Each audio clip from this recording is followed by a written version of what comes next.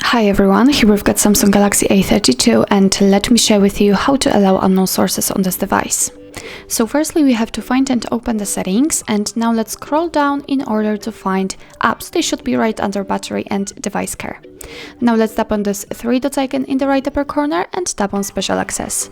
Here from this list we have to find install unknown apps, so let's enter, and as you can see here we've got the list of apps which are allowed or not allowed to install something. So if you'd like to change it, for example if you'd like to allow Chrome to install some content, simply tap on it and tap on the switcher right here. And since now it is active, but be aware that you're doing it on your own responsibility, because installing apps from this source may put your phone and data at risk, because probably they are not, the Chrome is not verified by your developer. So as I said, you're doing it on your own responsibility.